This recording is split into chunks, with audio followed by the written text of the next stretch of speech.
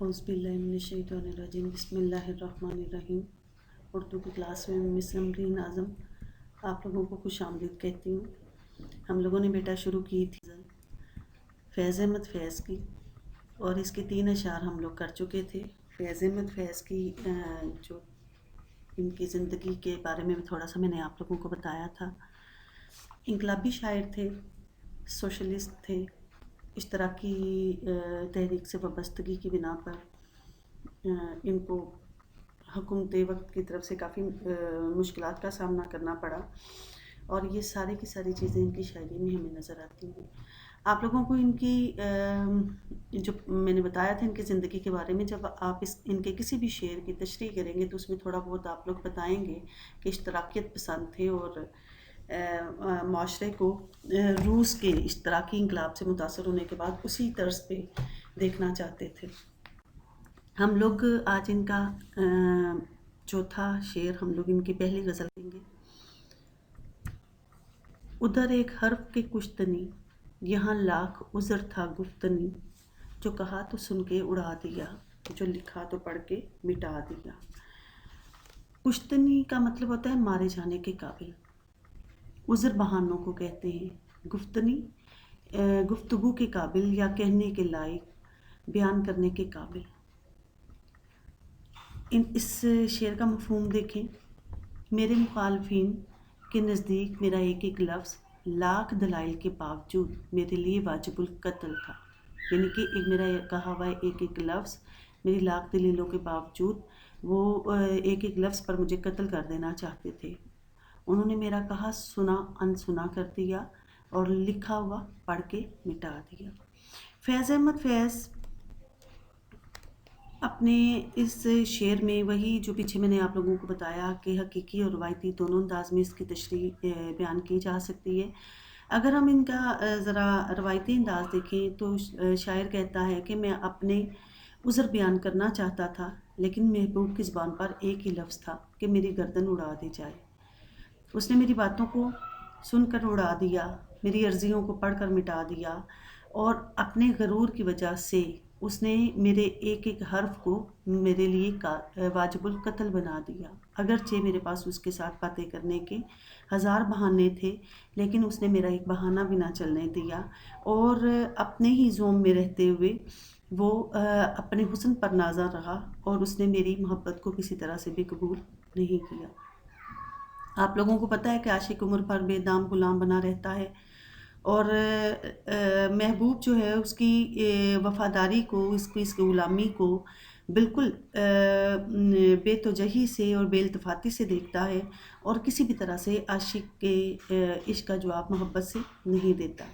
ایسے میں جو عاشق ہے وہ بیچارہ لاکھ بہانے ہونے کے باوجود، ہر طریقہ آزمانے کے باوجود محبوب تک اپنی بات پہنچانے میں ناکام رہتا ہے، اور کسی بھی طرح سے محبوب تک اپنی بات نہیں پہنچا سکتا۔ اگر اسی کو ہم ان کے دیکھیں حقیقی معنی میں، تو شاعر فیض احمد فیض یہاں یہ بتانا چاہتے ہیں کہ اعلیٰ مقاصد اور عظیم نصب العین کو پھیلانا اور اس پر ڈٹے رہنا ایک بڑا مشکل کام ہے، اور حق اور صداقت کے علم بردار ہمیشہ زمانے میں دکھ اٹھاتے ہیں۔ یہ دکھ انبیاء کرام نے بھی اٹھائے، پھر حق کی تبلیغ کرنے والوں نے بھی یہ دکھ اٹھائے، اور یہ دکھ جو بھی حق کی بات کرے گا اس کو اٹھانا ہی پڑے گا، اور صاحب اقتدار لوگ اکثر حق کے نظریات کا پرچار کرنے والوں کو اذیت دیتے ہیں، تکلیف دیتے ہیں، اور وہ ان کو ایک آنکھ نہیں بھاتے۔ تو یہاں شاعر نے یہی کہا ہے کہ میرے نظریات کے حامل لوگ تو میرے دوست تھے، لیکن جو میرے نظریات کے مخالف تھے وہ میرے دشمن ہو گئے، اور انہوں نے میرے نظریات جو کہ حقیقت پر مبنی تھا ان کی بنا پر مجھ سے نفرت شروع کر دی اور مجھے باغی کہنا شروع کر دیا۔ بقول شاعر کے مولانا ظفر علی خان کا شعر ہے، میں غلاموں کو دیا کرتا ہوں درس حریت، میرا پیشہ ہے بغاوت، میں باغی کہلاتا ہوں۔ اور شاعر یہاں یہی کہتا ہے کہ میرے پاس اپنے نصب العین کی سچائی کو ثابت کرنے کے لیے بے شمار دلائل تھے، لیکن میرے نظریات کے مخالفین نے میری ایک بات بھی نہ سنی اور انہوں نے جان بوجھ کر میری باتوں کو نظر انداز کیا۔ بقول شاعر ان نے قصدن بھی میرے نالے کو نہ سنا ہوگا گر سنا ہوگا، کہ انہوں نے یعنی کہ ارادتاً میری بات میری آواز کو اگر سنا بھی ہوگا تو اس کو نظر انداز کر دیا ہوگا۔ شاعر یہاں پر یہی بات کہتا ہے کہ میرے مخالفین کسی طرح سے بھی میری بات سننے پر آمادہ نہ ہوئے۔ آپ اس کو محبوب کے معنوں میں بھی لے سکتے ہو کہ محبوب کسی طرح سے بھی میری بات سننے پر آمادہ نہ ہوا، اور وہ میری بات سمجھتا تو کیا، وہ سننا ہی نہیں چاہتا تھا۔ میری باتوں پہ غور کیا کرتے، ان کو سننا ہی گوارا نہ تھا۔ یعنی کہ مکمل طور پر عاشق نے اپنی بے بسی کا اظہار کیا ہے، اور انہوں نے اپنے پاس لاکھ دلیلیں ہونے کے باوجود، اپنے سچے ہونے کے باوجود ان کی کہیں پر بھی سنوائی نہیں ہوئی، اور ان کو ہمیشہ دکھ اور تکلیف ہی اٹھانا پڑی۔ غزل کے آخری شعر کی طرف دیکھیں۔ یہ آخری شعر ضرور ہے لیکن یہ غزل کا مقطع نہیں ہے، کیونکہ مقطع ہونے کے لیے دو شرائط ہونا لازمی ہے۔ نمبر ایک کہ مقطع جو ہے اس میں شاعر کا تخلص موجود ہو، اور نمبر دو وہ غزل کا آخری شعر ہو۔ یہ غزل کا آخری شعر ضرور ہے لیکن مقطع نہیں ہے، اس لیے ہم اسے آخری شعر کہیں گے، مقطع نہیں کہیں گے۔ شعر ہے: جو رکے تو کوہ گراں تھے ہم، جو چلے تو جاں سے گزر گئے، راہ یار ہم نے قدم قدم تجھے یادگار بنا دیا۔ مفہوم اس کا دیکھیں، اگر ہم راستے میں رکے تو بھاری پہاڑ کے مانند تھے۔ کوہ گراں پہاڑی یعنی کہ پہاڑ کو کہتے ہیں، اور گراں بھاری، اور اگر چلے تو جان تک قربان کر دی، جو چلے تو جان سے گزر گئے، اور جب چلے تو اپنی جان قربان کر دی۔ راہ یار محبوب کی راہ کو ہم نے قدم قدم یادگار بنا دیا۔ شاعر نے اس شعر میں انہوں نے وہی دونوں معنوں میں اس کی تشریح آئے گی، حقیقی معنوں میں بھی آئے گی اور مجازی معنوں میں بھی آئے گی۔ اور مجازی معنوں میں اگر ہم پہلے دیکھیں تو فیض احمد فیض یہ کہنا چاہتے ہیں کہ عشق قربانی مانگتا ہے، کامیاب عاشق وہی ہوتا ہے جو مشکلات میں گھبراتا نہیں، بلکہ بڑی سے بڑی قربانی دینے کے لیے تیار رہتا ہے، اور جواں مردی کا یعنی کہ بہادری اور دلیری کا اس معاملے میں مظاہرہ کرتا ہے۔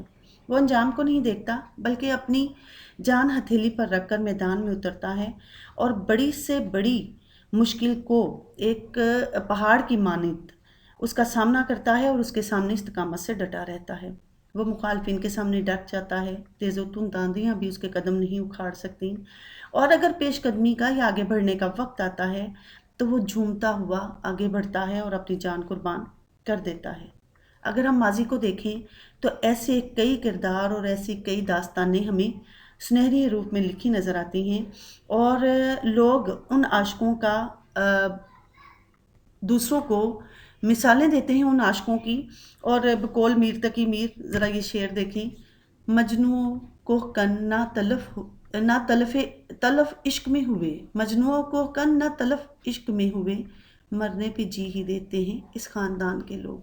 یعنی کہ مجنوں ہو یا کوہکن، فرہاد کو کہا جاتا ہے، کوئی بھی ہو، آپ اس کو دیکھیں ماضی کے حوالے سے اگر ہم دیکھیں، حضرت ابراہیم کا آگ میں کود جانا، نبی صلی اللہ علیہ وآلہ وسلم کا ہزار مشکلات کو برداشت کرنا، حضرت نوح کا کشتی لے کر نکلنا، حضرت امام حسین کا میدان کربلا میں جان قربان کر دینا، تحریک پاکستان کے حوالے سے دیکھیں، لاکھوں لوگوں کی قربانیاں، یہ سب ثابت کرتی ہیں کہ اس خاندان کے لوگ عشق میں تلف نہیں ہوتے، کہ مجنوں کو کن نہ تلف عشق میں ہوئے، یہ تلف یعنی کہ ضائع نہیں ہوتے، مرنے پہ جی ہی دیتے ہیں اس خاندان کے لوگ۔ اگر یہ لوگ مر جاتے ہیں تو ان کا نام اور بھی زندہ ہو جاتا ہے۔ اسی طرح سے فیض احمد فیض کا ایک شعر ہے: مقام فیض کوئی راہ میں جچا ہی نہیں، جو کوے یار سے نکلے تو سوئے دار چلے، کہ راستے میں ہمیں کوئی مقام نہیں جچا، کوئی درمیانی راہ نظر نہیں آئی، اگر ہم اپنے محبوب کی گلی سے نکلے تو کس طرف چلے؟ سوئے دار، پھانسی کے گھاٹ کی طرف، یعنی کہ ہم نے عشق میں اپنی جان قربان کر دی۔ اب عشق میں جان قربان کر دینا یہ کوئی آسان کام نہیں ہوتا، اس کے لیے بڑی ہمت اور بڑے حوصلے کی ضرورت ہوتی ہے، اور وہ لوگ جو سقراط کی طرح اپنے نظریات کے لیے جان دینا جانتے ہیں، وہ پھر اپنے ایک ایک قدم کو یادگار بنا دیتے ہیں، اور ان کی جو موت ہے عزت کی موت ہوتی ہے، اور حقیقت میں یہ لوگ مرنے کے بعد کبھی بھی نہیں مرتے بلکہ ان کی شان اور بڑھ جاتی ہے۔ فیض احمد فیض ایک جگہ پہ کہتے ہیں، جس دھت سے کوئی مقتل میں گیا وہ شان سلامت رہتی ہے، یہ جان تو آنی جانی ہے، اس جان کی تو کوئی بات نہیں۔ یعنی کہ آپ جس انداز میں اپنی جان قربان کریں گے، اچھا اب یہ محبوب کے لیے بھی قربان ہو سکتی ہے اور یہ اپنے وطن کے لیے بھی قربان ہو سکتی ہے، اپنے مقصد کے لیے، اپنے کسی تحریک کو کامیاب بنانے کے لیے، اپنی آزادی کے حصول کے لیے، اعلیٰ مقاصد تک پہنچنے کے لیے بھی یہ جان قربان ہو سکتی ہے، اور اپنے وطن کو دشمن کے چنگل سے چھڑانے کے لیے یا وطن کی آزادی کے لیے بھی یہ جان قربان کی جا سکتی ہے۔ یعنی کہ عشق دنیاوی ہو یا پھر وہ حقیقی معنوں میں ہو، وہ کسی مقصد سے ہو، کسی تحریک سے ہو، وہ دنیا کے کسی محبوب سے ہو، یا پھر اللہ تعالیٰ کا عشق، یہ عشق جو ہے امتحان ضرور مانگتا ہے، لیکن جو ثابت قدم رہتے ہیں وہی کامیاب ہوتے ہیں۔ ایک اور شعر یہاں پہ آپ دیکھیں، خون دل دے کے نکھاریں گے رخ برگے گلاب، ہم نے گلشن کے تحفظ کی قسم کھائی ہے۔ یعنی کہ ہمیں جیسی بھی قربانیاں دینا پڑے، ہم ان سے گریز نہیں کریں گے، اور ہم اپنے وطن کی خاطر ہر قربانی دینے کے لیے ہمیشہ تیار رہیں گے، اور اس بات سے کبھی بھی انکار نہیں کریں گے کہ اپنی جان کو بچا لیں اور دوسروں کو نقصان پہنچنے دیں۔ اچھا بیٹا، یہ آپ لوگوں کی غزل مکمل ہو گئی۔ آپ لوگ امپورٹنٹ غزل ہے، صرف 5 شعر ہیں، 3 شعر میں نے پہلے کروائے تھے، 2 آج کروا دیے۔ اگر کسی قسم کی کوئی مشکل ہو یا آپ لوگ کچھ پوچھنا چاہیں تو آپ لوگ مجھے پوچھ سکتے ہیں۔ اپنا خیال رکھیے گا، اپنے گھر والوں کا بھی خیال رکھیے گا، اور پڑھائی پہ توجہ دیں۔ اللہ تعالیٰ سے ہمیشہ اچھائی کی امید رکھیں اور اللہ تعالیٰ سے اچھا ہی مانگیں۔ مجھے بھی اپنی دعاؤں میں یاد رکھیے گا۔ اللہ حافظ۔